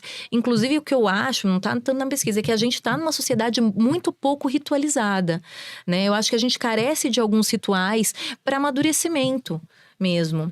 A gente vai passando pela vida e às vezes a gente não percebe. Até pra recordação, assim, né? De que tem algo mais, né? E as pessoas se esquecem também que ritual não necessariamente é religioso. Sim. Uma festa de formatura é um ritual, um cumprimento é um ritual. Você, né? tipo, tomar café todo dia é um ritual. Sim, exato, sim. Eu acho isso bastante importante e interessante, né? De ser analisado. É igual quando a pessoa, tipo, tem uma história de um rapaz que se reverteu lá no Paris, eu estava presente. Ele achou que, tipo, tinha que tomar um banho, tipo, batismo, sabe, assim, acostumado, assim. Aí a gente fala, não, você faz um testemunho de fé, você está convicto disso e você é muçulmano. Embora hajam recomendações, né? Quando você acaba de fazer a charrada. Sim, que você tome um banho. Tem uma coisa do... Mas não é uma obrigação, né? É uma recomendação. E a circuncisão? Aí a pergunta é minha, meninos, que é uma coisa que eu não abordei muito. Quando que deve ser feita após a reversão? Então, não é obrigatório também. Não? Circuncisão, não. Mas é na infância, né? A maioria se faz antes do primeiro ano, né? Do bebê. É bom que... hoje em dia, eu acho que uns 3 meses, né? O pessoal faz circuncisão do bebê. Entendi. É uma suna, né? É um costume do profeta, mas não é uma obrigação. Você sabe como que isso reflete na saúde humana? Sim, escuto sobre os benefícios, tanto dos judeus, né? Tinha um colega que quando eu pesquisava... Os primeiros cristãos também faziam, né? Circuncisão, não, eu sei que isso evita muitos... Meu pai foi circuncisar, né? Fez a cirurgia da fimose, né? Já lá depois dos 80 anos. Mas não teria sido necessário, né? Caso... Eu sei que tem alguns, realmente, benefícios, né? Para a saúde, né? Masculina. Inclusive da mulher. Da mulher também, né? Sim. Israel a exemplo de países muçulmanos, tem os menores índices de câncer de colo de útero. Olha que porque interessante. esse excesso de pele no órgão peniano, ele acumula bactérias, sujidades várias, né? E isso acaba refletindo também na saúde da mulher, não é só a saúde do homem. Sim. Aliás, vale lembrar que o Islã, ele traz como premissa fundamental a questão da higiene e do asseio pessoal. Isso é levado muito a sério, de maneira muito criteriosa e rigorosa, né? Para quem quer seguir de fato os preceitos da religião, nos seus detalhes. E, obviamente, isso tem consequências positivas para a nossa saúde. Lembrando que nós somos um país onde tem mais de 1000 amputações de pênis por falta de cuidados Higiene, básicos e higiene. Então, homens, pelo amor de Deus, que é isso? Tomem direito, né? Se puderem, façam a Uma das circuncisão. coisas assim que me atraiu no Islã foi que o Islã não é uma religião. Eu costumo dizer que o Islã não é uma religião, é um modo de vida mesmo, né? No Alcorão, você vai te ensinar a como você se lavar, como escovar os dentes, como você ter relação sexual, como você se alimentar, como você ser um empregado, como você ser um empregador, como você fazer dinheiro, como você tratar seus pais, como você educar seus filhos, como você comer, o que comer. Falando em comer, por que você não comeu nenhuma esfirrinha ainda? Você tá tímido? Tô. Fica à vontade. Você que eu sei que é vegetariana. Então vamos aproveitar as aqui, com esfirras licença. Deixar aí a queijo. prosa pros meninos agora. Aqui. Mano, você quer... Como que foi essa busca pessoal sua? Pelo Islã? Tem a ver com hip hop? Sua história Então, de busca com o Islã? tem e não tem, assim. Pelo Islã? Eu, na verdade, nunca fui muito ligado à religião, né? Minha mãe, ela lê bastante até hoje, leu muito. E minha mãe sempre tinha livros de várias religiões em casa. E, tipo, eu li a Bíblia, li a Torá. E nenhuma me, tipo... Não era aquilo, sabe? Não sei se é isso. Eu não era ateu porque eu acreditava que tinha um criador, né? Mas não fazia nenhum ritual, nem oração, assim, muito fazia. Aí, tipo... Uma vez tava meio doente, assim, eu sonhei, mano. E a minha história é meio diferente, eu sonhei. Tava num lugar meio ermo, assim, caminhava e saía numa praia, assim. Aí vi um cara bem longe, pequeno, assim, sabe? Aí me aproximando dele... Aí eu perguntei onde eu tô, aí ele me respondeu Allahu Akbar em árabe, quando eu falei onde eu tô. Aí passou, né, eu acordei, tipo... Aí passou, aí um dia assistindo um filme, assim, tipo... Aí, tipo, um terrorista, né, sempre a mídia descreve assim. Aí ele falou Allahu Akbar, aí traduziu assim, Deus é maior. Aí eu escrevi no Google, fui no Google e escrevi, tipo, Deus é maior. Aí apareceu lá vários, assim, tipo, muita coisa de cristianismo, judaísmo. Aí vi lá embaixo, tipo, a transliteração para Allahu Akbar, né? Aí fui pesquisar e, tipo, aí eu recordei que tinha... Que eu já sabia do Islã, né? Pelo hip hop, pelo Malcolm. Aí eu falei, aí eu pesquisando, eu vi que era diferente da nação do Islã, né? Eu sabia muito sobre a nação do Islã, as práticas. Aí eu falei, não é esse Islã do Malcolm, né? Aí eu voltei a ler a biografia do Malcolm. Aí a parte do Hajj, né? Eu falei, é esse Islã que eu quis pesquisar. Aí eu comprei um Alcorão, mano. Fui num sebo lá na Sé. Aí achei um Alcorão. E aí eu peguei aquilo e li o dia todo. Aí deixei de lado. Você não tinha ido a nenhuma mesquita ainda? Não, ainda não. Aí eu tava vendo assim, aí um amigo meu... Aí eu encontrei um amigo meu e ele trabalhava para um árabe, né? Eu falei, o seu patrão lá é muçulmano? Ele falou, acho que é, mano. Aí ele falou, muçulmano é aqueles caras que rezam e põem a testa no chão? Eu falei, esse aí mesmo.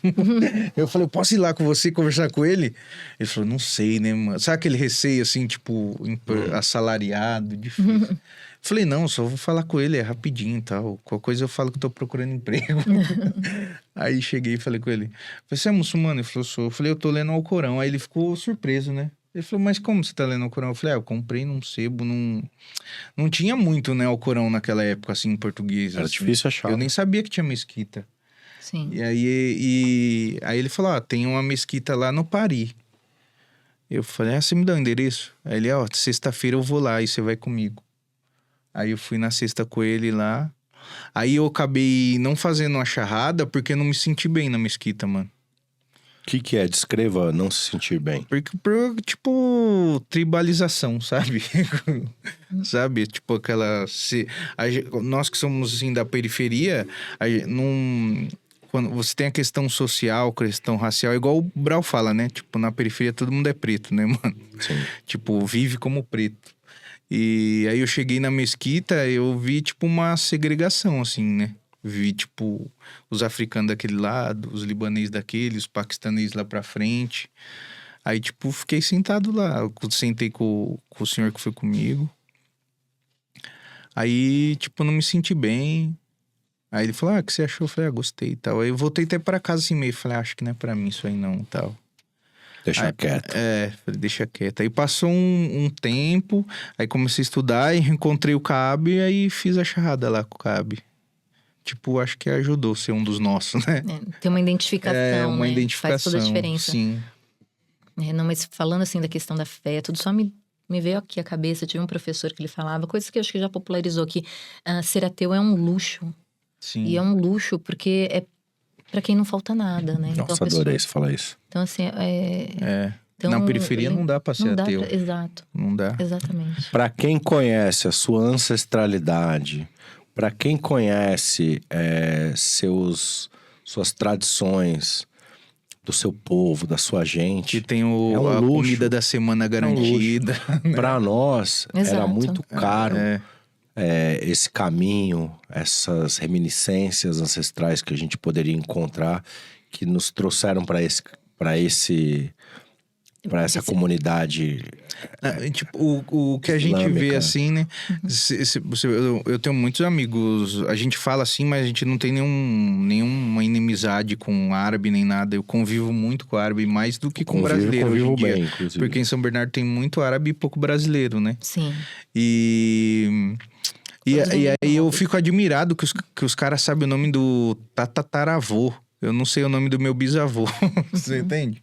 A gente não tem essa proximidade, né? Porque às vezes... É uma história de raízes cortadas. Não, e porque morreu cedo também. Não tinha saúde, não tinha... Trabalhava na lavoura. Não tinha recurso, tinha uma vida mais sofrida, sim. né? Não era tão... Isso daí é uma coisa que me impactou mesmo na pesquisa, pensar nisso. Que ser ateu é um luxo, né? Enfim, porque justamente a gente falando de desigualdade e tudo, tem pessoas que não têm nada além da fé, né? Então é isso que vai sustentar, né? Vai dar o suporte para a pessoa, né? E eu acho que o Islã, nesse aspecto, ele casa muito então com a periferia, como a gente tem, né, observado, falado.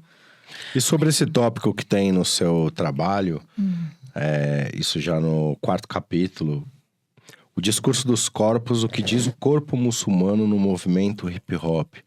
O que você quis exatamente aprofundar nesse tópico? Era justamente como que vocês faziam as 5 orações, vocês pararam, não pararam de beber, vocês como que está agindo o corpo de vocês? Como ele bem lembrou, o Islã é uma prática, isso, né, uma vivência. Como vocês estão vivenciando isso nesse contexto?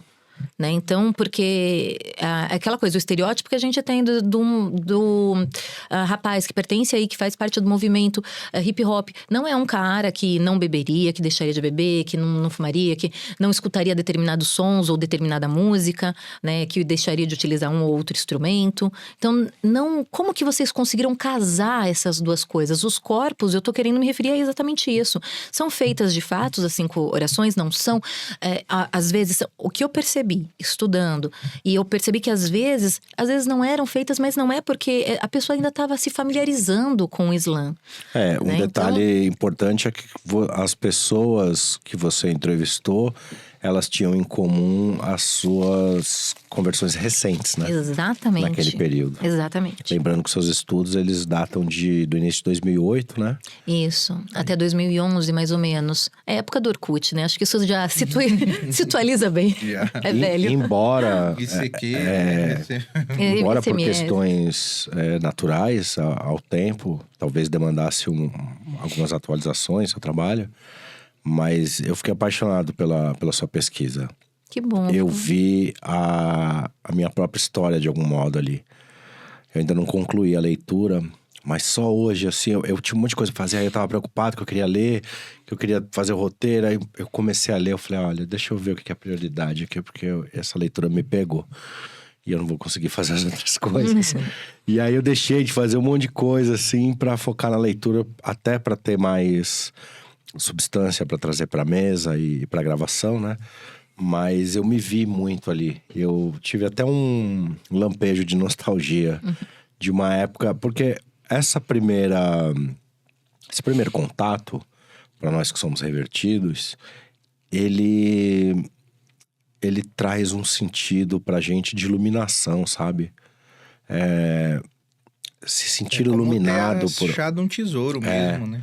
E você fica meio encantado durante um tempo. Sim. Você, inclusive, algumas coisas, como...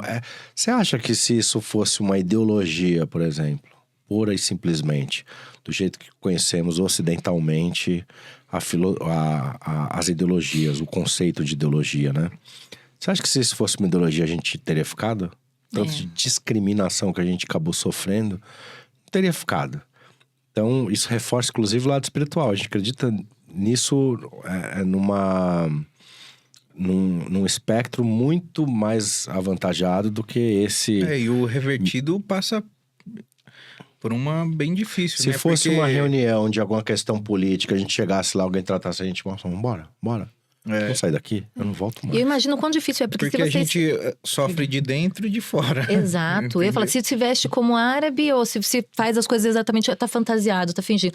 Mas também se é totalmente brasileiro, eu ia falar assim, pô, mas não tá seguindo direito, né? Sim. Então assim, é uma coisa muito difícil, imagino eu, e eu percebi, né, durante a minha pesquisa. Eu percebi, às vezes, o constrangimento de alguns revertidos de falarem sobre as suas dificuldades reais de praticarem o islamismo. Olha, não, peraí, eu trabalho, não, porque, não, se eu falar isso, a pessoa não vai me achar muçulmana. E de falar que tinha envolvimento com hip hop, você também flagrou isso? Das pessoas terem Um constrangimento. travas, um certo constrangimento? Olha, não, mas eu acho que eu senti algumas travas de falarem com relação à música. Senti travas. O que eu percebi é que, assim, quando a gente vai a campo... pauta que a gente vai entrar aqui. Quando eu entrei a campo, o que eu percebi... A França hoje já havia me pontuado um pouquinho a diferença de, digamos, uma pesquisa jornalística, de uma pesquisa etnográfica, é o aprofundamento. Né? Inclusive, eu não lembro quem que me falou, mas... Me perdoa se não for você, viu, Nerê? Mas enfim. Mas se eu não me engano, uma vez ele falou assim... os jornalistas, eles vêm aqui, eles sugam a gente, vão embora e vazou, acabou, né? Mas eu falei, mas eu não sou jornalista, não, né? Tipo, não quero... Eu quero valorizar, não quero sugar, né? Mas... eles ficam constrangidos. Pô, sou convertido... Como se, assim... Todo mundo tá julgando aquilo que você tá vendo, o que você tá fazendo, né? Você não é natural. Para você é diferente um convertido de uma pessoa que nasceu num ambiente justamente porque é questão de naturalização de hábitos. Né? Eu fico imaginando, que nem eu não sou muçulmana, mas se eu fosse agora, por eu estar sendo filmada, peguei esfirra, mas peguei com a mão certa, eu já estaria noiada com isso. É exatamente. Entendeu? Isso. Tipo, no começo é exatamente isso. Então, assim, porque você pensa, tô sendo isso filmada, fica naturalizado. E tipo, não Mas tem no começo... E quando a pessoa... E o problema é quando você convive assim, a pessoa não tem um tato, né? Pra te corrigir ou coisa, né? E fala, não é com essa mão, né? Na frente de todo mundo. Aí você já fica, né, meio... Dependendo do seu estado emocional, você fica chateado.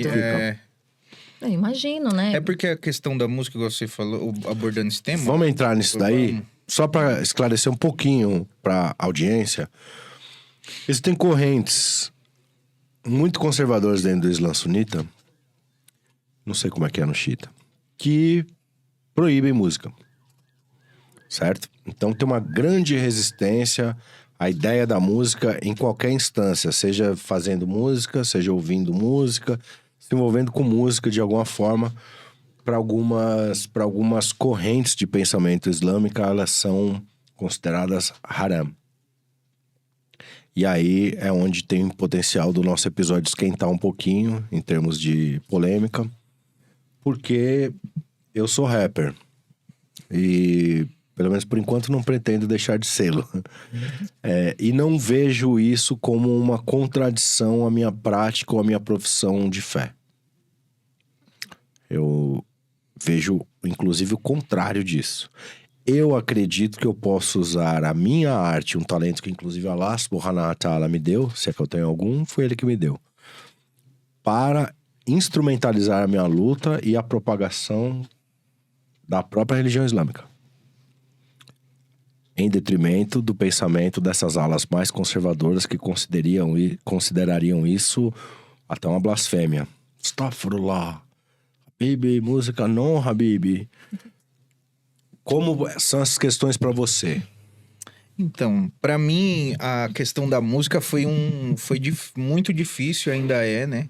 Porque a gente tem um bloqueio, assim, A maioria dos sábios não falam muito sobre isso, né? Você já viu uma aula sobre isso? Não. Já viu algum sábio falando no Brasil sobre música? A não ser te repreender? Só Então, notas de repreensão. aí, por isso, nós temos alguns que a gente tem mais intimidade, assim, vai nos guiando, né, a procurar as fontes, né? Porque não há um consenso legítimo que seja permitido ou proibido no Islã a música. Sim. Porque há passagens, tipo, transmissões, né, orais do profeta Muhammad, que a paz esteja com ele, sobre a música, só que não é ele condenando, não é ele propriamente dito proibindo a música, né? Ou é um companheiro e tem um dito que um companheiro vê uma situação onde as pessoas estão tocando música e ele fala: o Allahi, isso é haram, né? Tipo, juro por Deus que essa prática, ele falando das pessoas que estavam fazendo música, é pecado. E o profeta Muhammad, que a paz esteja com ele, não disse nem que sim, nem que não, ele se calou. Sim. E também tem estudiosos, né, que debatem isso há séculos, né, sobre a música. Sobre a questão da música ser proibida ou não no Islã. E tem uma fatwa, eu acho que é a mais recente que eu conheço, que é do Egito, né? Do imã do Egito. Um mufti, na verdade. Fatwa é um veredito, né? Uma decisão. É uma decisão. Que ele diz que músicas que são edificantes, músicas que não são pejorativas e músicas não trazem blasfêmia. não trazem blasfêmias e não te afastam das práticas religiosas, são permitidas. Aí, nesta fátwa, uma fátwa é assim, ele apresenta o veredito e apresenta, em árabe se fala dalil, né? Que são evidências sobre o veredito dele. Ele traz a jurisprudência islâmica para balizar a decisão. Sim. Aí ele apresenta vários argumentos de vários sábios anteriores a eles, discussões anteriores a eles, e ele coloca como se fosse um trabalho antropológico, assim, tipo... Aí ele coloca, eu tirei isso do livro tal, que foi escrito tal, pelo imã tal, nesta data, que discutiu o mesmo assunto e não chegou a uma conclusão, que seja proibido ou permitido. Sim. Então, na conclusão desta fátwa é que música é permitido nesses contextos.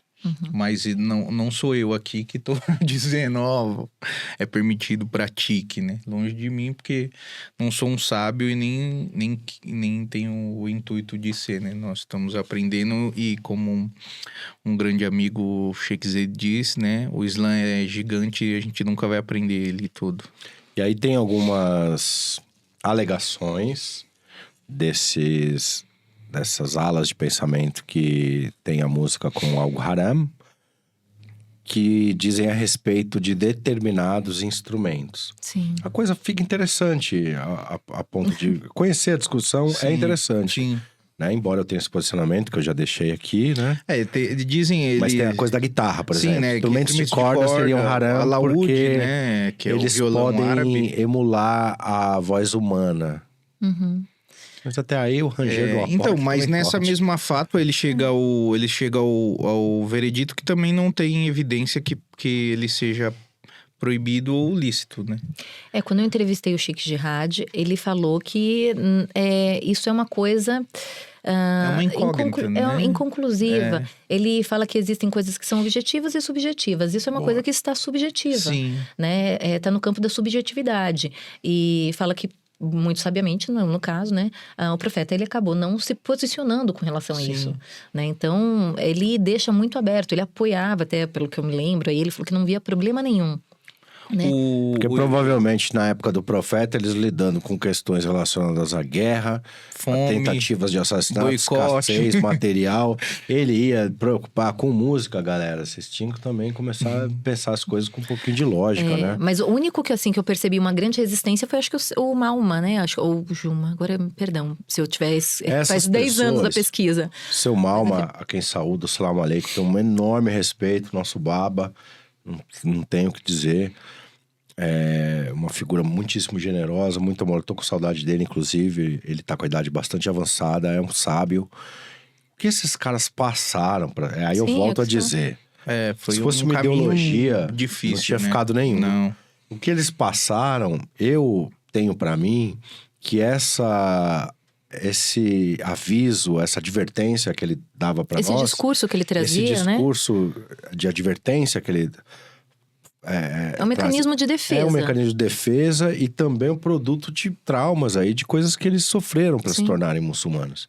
Eles estavam buscando, sabe o quê? Na década deles, qual era a religião do negro. Qual que era o ponto de unidade do negro. Sim. Eles foram no samba, eles foram no futebol, eles foram no candomblé. E eles se encontraram no Islã, por causa do Muhammad Ali, o pugilista. Quando ele falou pro mundo que era muçulmano, aqueles caras pegaram aquilo e falaram assim, achei. O que você achou? A religião do negro. Sim. E quando eles foram nas mesquitas, naquela época, muito mais remota do que essa, escassas as informações, enfim, eles foram barrados de entrar. Eram negros, né? E metade do continente africano negro e os pretos no Brasil eram barrados em mesquitas.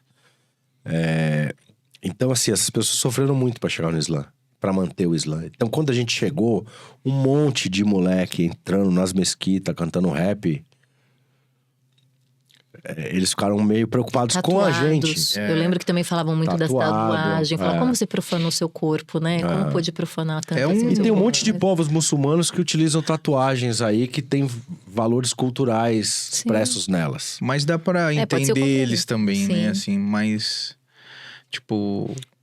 Tem uma explicação bonita pra coisa da tatuagem. Tatuagem é considerada uma mutilação e você infligir sofrimento ao seu próprio corpo de um modo desnecessário não é uma coisa desejada por Deus. Faz muito sentido. Sim. É bonito, inclusive, né?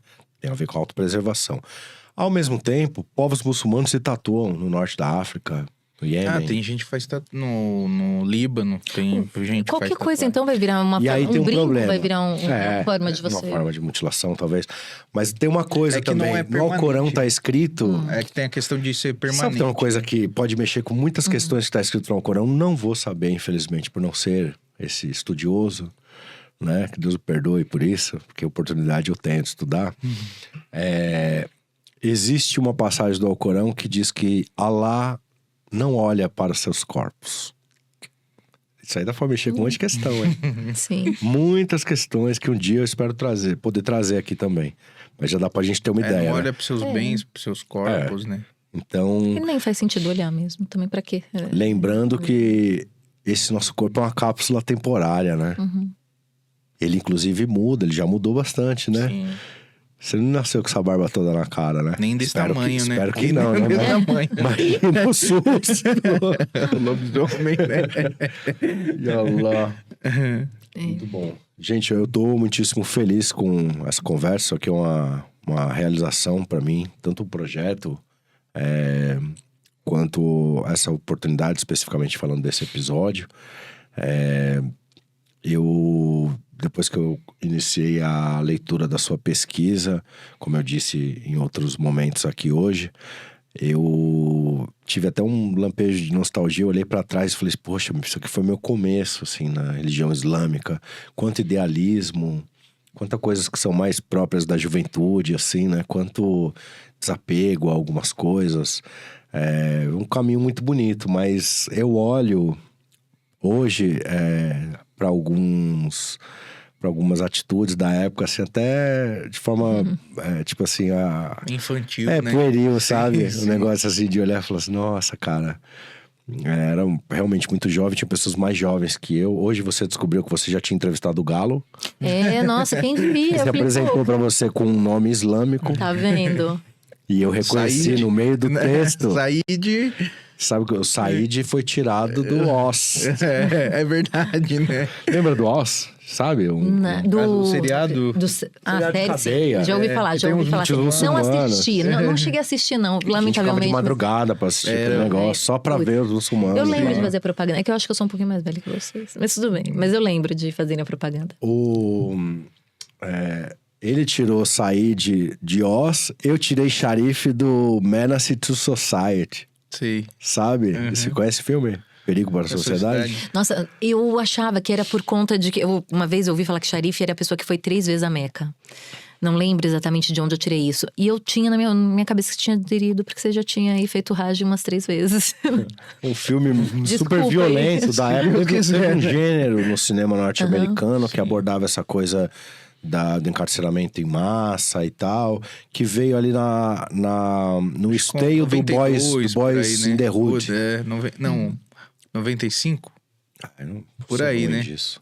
Boys in the Hood, depois ele. Aí ficou esses filmes mostrando muito tiroteio, a coisa da concentração, posse de armas nos guetos, a violência da comunidade negra e tal, não sei o quê, na comunidade negra, a brutalidade policial, o crack, tudo isso.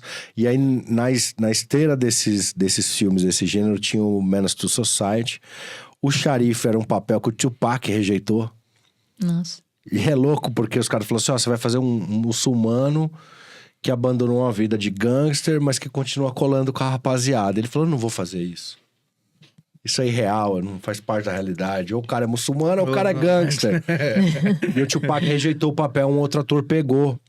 E aí, no meio do filme lá, tem o MC8, né? Tem outros caras do rap, não, são muçulmanos, então... E eu falei, Sharif, que nome bonito. Mas eu não era muçulmano ainda quando eu assisti esse filme. Aí, quando eu tava dentro convivendo com muçulmanos, em algum momento eu devo ter falado, o que é Sharif?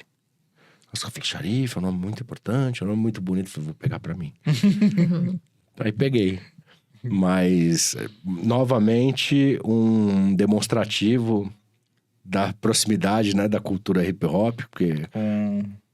Esses são os filmes do imaginário do hip-hop, que fazem parte do acervo cultural do hip-hop. Isso já dá um outro artigo, né? Já dá pra fazer um outro trabalho do qual eu não abarquei. Também, né? Sim.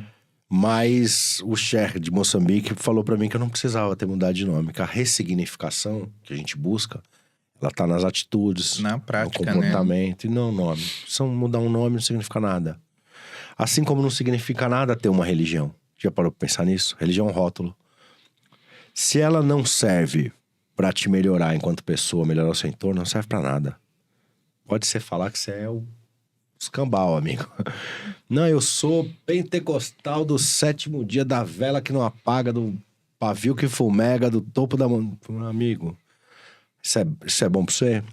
Tá te ajudando a ser uma pessoa melhor, mais gentil, mais focada, querendo produzir coisas boas pra sociedade? Então, tá bom. Eu tenho a visão que o Islã... Agora, se é só pra você encher o saco dos outros, então realmente você tem uma religião. Sim. Eu tenho a visão que o Islã é compartilhar, né? Do começo ao fim, né? Desde Adão até aqui a gente tá compartilhando, né? O que ele aprendeu direto de Deus e foi passando até o profeta Muhammad até aqui. E aí a gente tem essa obrigação de compartilhar isso, né? Com as outras pessoas. Tem uma E nosso poesia povo- bonita pra você falar pra gente? Tem, o que você queria? Não, você que tem que querer. Pega essa câmera, tá direto aqui pra você. Manda uma poesia aí. Eu vou fazer uma que eu escrevi esses dias, que eu vi, uma coisa que me impactou foi aquele julgamento do menino Gabriel, né? Que os policiais foram inocentados, né? Entraram na casa dele, executaram ele. Aí eu escrevi isso aqui, ó. Daqui eu só vejo ruas estreitas, mas meu objetivo são as estrelas. Miro no horizonte fonte de luz, onde sonho traduz, a paz seduz, até o mais forte e feroz soldado. Caminho, componho, mesmo escrevendo errado. Eu sou a gota de tinta que cicatriza o livro da vida. Infância perdida, rede social. No tribunal, assassino é inocentado por ter uma farda do Estado e o estado mental de uma mãe que nunca mais será restaurado. Ó. Parabéns. Obrigado. Yala Habibi, esse é o Salam Aleikum Podcast, o primeiro podcast islâmico do Brasil. Você teve o privilégio de escutar uma poesia do meu irmão Lucas de la Rua, para nós, Lucas Mohamed. Nós agradecemos. Obrigado por você ter vindo. A gente está se aproximando aqui dos momentos finais da nossa gravação. Então é um momento em que eu abro para os convidados para ver se a gente deixou de trazer alguma coisa que era importante, que seria bacana a gente falar e de repente, por causa dos caminhos que a conversa tomou, da própria dinâmica da troca de ideias, do bate-papo, a gente acabou não abordando. Então é o momento da gente trazer algum desses temas que possam ter passado batido e... se encaminhando ainda mais para o final, a gente começa a falar sobre os projetos atuais e futuros, que as pessoas, de repente, um trabalho que você vai lançar, alguma coisa, e como é que acha também vocês nas redes sociais. Então, primeiro vamos olhar para isso, se a gente deixou de abordar algum tema que seria importante. O que você acha? Eu acho que os temas a gente abordou. Tem coisas que acho que poderiam surgir ou mais, mas aí a gente também, né, fica aí até muito tempo. Mas não, nenhum ponto assim me vem agora à mente. A gente, acho que pontuou os principais tópicos, eles foram trazidos, foram abordados, né? Agora não me vem nada à mente, assim, para trazer a mais. Bianca, as pessoas conseguem acessar o Salam Aleikum Favela, se elas quiserem ter contato com o seu trabalho? É só entrar no site da Unicamp, ir lá na parte de dissertações e tá lá inteirinha na íntegra, né? Eu só, assim... acho que eu não escrevo tão bem, né? Tenho essa autocrítica aí, porque ao contrário da poesia, ao contrário do Alcorão, assim, eu não escrevi para o deleite humano, não escrevi para agradar. A intenção foi de passar e transmitir informações, né?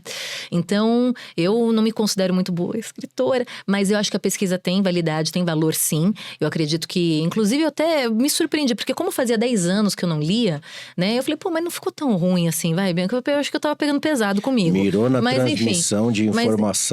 E acertou no deleite, sim, porque eu me apaixonei pela pesquisa. Não vejo a hora de Importantíssimo. voltar para abrir o computador e ler, sabia? Podia virar um livro, né? Podia. Eu visualizei ele na prateleira, igual a gente tá vendo esse aqui. Sim. Eu visualizei, sabe? Tipo, falei, putz, isso aqui é história de toda uma geração, Tá aí um cara. projeto.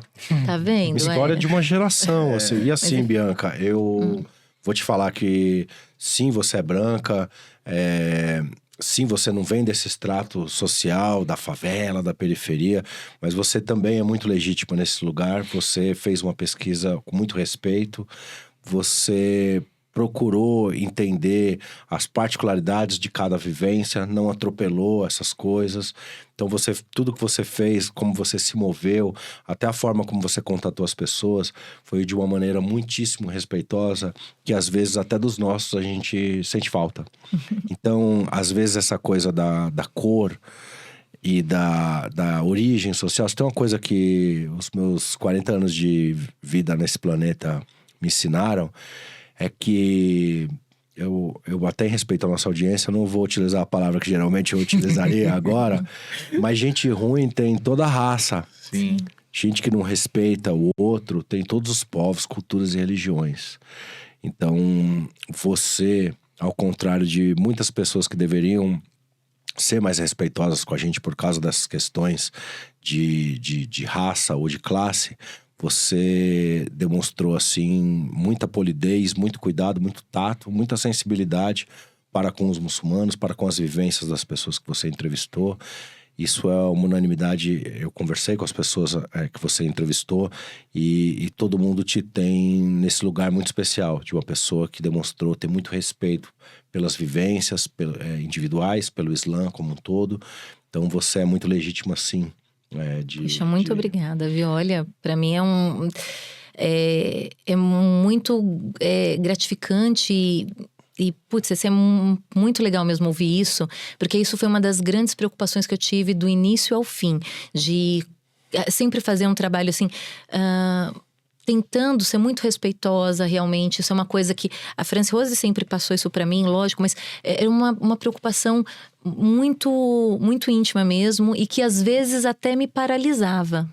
né? Pra ser bem honesta. Então, eu acho que eu fui muito pouquinho, que nem eu falei assim, eu deveria ter até tentado, às vezes mais, mas o meu receio de ofender de alguma maneira ou de transmitir alguma coisa que pudesse ser desrespeitosa, né, para a comunidade, tanto do hip hop quanto também do slam, era muito grande, né, e muito genuína também, viu, muito verdadeira, muito íntima.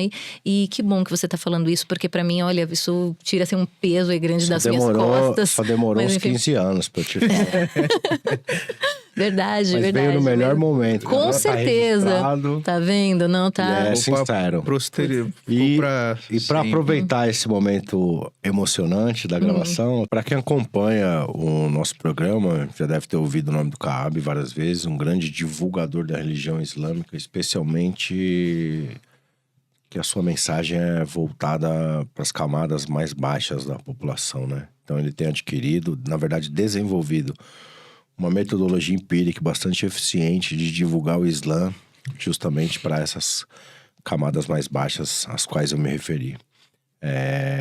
Obrigado aí, Kaab, que também já passou por aqui, Franci Rose. E eu só não fiz surpresa para você, irmão. Não, tá, Mas se você tá quiser... ótimo. Mas se você quiser... Ó, que já tá ótimo. Ainda tem tempo, a gente ainda pode organizar uma surpresa aí pra ele. Inclusive, todas as pessoas que passam por aqui, nós já, durante a gravação, já as convidamos novamente para voltar. Porque sempre ficam assuntos que a gente gostaria de ter ou aprofundado mais ou talvez até abordado, que passam muitas vezes batido. 2 horas de conversa voam, né? Mas eu tenho certeza que a gente vai entregar um excelente episódio repleto de conteúdo, de vidas transformadas, de curso de história de vidas, né? Para as pessoas, que vai ser, com certeza, algo muito interessante de se ouvir, de se assistir. E quero te agradecer mais uma vez, meu irmão, por ter, de forma tão generosa, aceitado o nosso convite, ter compartilhado aqui suas visões de mundo e suas experiências pessoais. Fica à vontade, o espaço é seu, para você fazer suas considerações finais. Eu que agradeço e que Deus coloque baraka no projeto de vocês, que seja longo e que dê muitos frutos. E que espalhe conhecimento benéfico para as pessoas, né? E que tenha mais, né, disso, né? Que se replique para outros lugares, nas mesquitas, né? Importante. Porque a mesquita é isso aqui do Islã, né?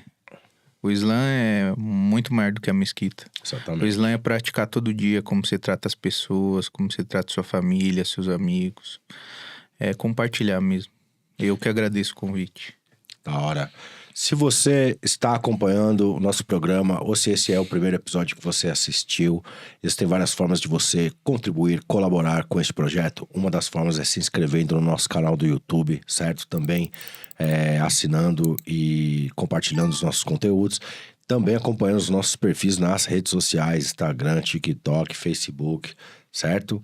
Salam Aleikum Podcast está em todas as plataformas, está nas principais plataformas de streaming e está no YouTube também.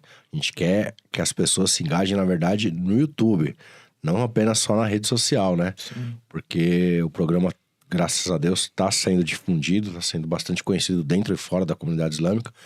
No entanto, isso não reflete o número de pessoas inscritas no canal.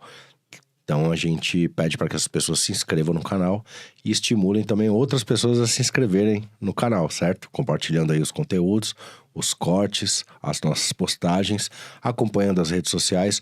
Você também fica sabendo dos nossos lançamentos, dos nossos projetos, certo? Em primeira mão, beleza?